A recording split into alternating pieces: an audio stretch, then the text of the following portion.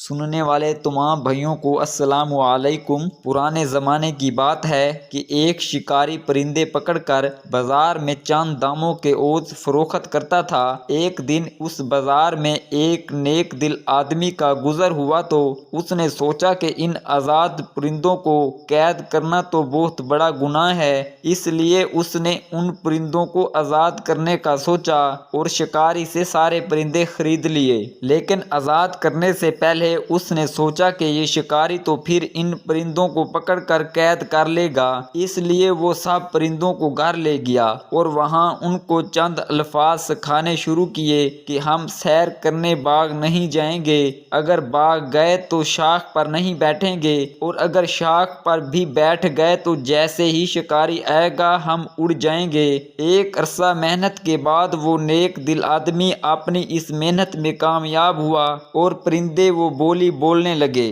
نیک دل آدمی بہت خوش ہوا کہ وہ اپنے مقصد میں کامیاب ہوا اور اس نے ایک ایک کر کے سارے پرندے آزاد کر دیے۔ اب ہوا یوں کہ دوسرے دن صبح سویرے جب شکاری باغ میں پرندے پکڑنے گیا تو کیا دیکھتا ہے کہ پرندے شاخوں پر بیٹھے گنگنا رہے تھے کہ ہم سیر کرنے باغ نہیں جائیں گے، اور اگر باغ گئے تو شاخ پر نہیں بیٹھیں گے، اور اگر شاخ پر بیٹھ گئے تو جیسے ہی شکاری آئے گا ہم اڑ جائیں گے۔ شکاری یہ دیکھ کر بہت خوش ہوا کہ اب تو ان پرندوں کی وہ منہ مانگی قیمت وصول کر سکے گا، اور یوں اس نے وہ پرندے پکڑ کر مہنگے داموں فروخت کر دیے۔ پرندوں نے تو صرف الفاظ رٹ لیے تھے، ان کو کیا معلوم تھا کہ باغ کیا چیز ہے، شاخ کیا ہوتی ہے اور شکاری کس بلا کا نام ہوتا ہے، وہ اڑنا کسے کہتے ہیں۔ ہم مسلمانوں کا بھی آج کل یہی حال ہے، قرآن کو ہم سمجھتے نہیں تو سینوں میں کیسے اترے گا،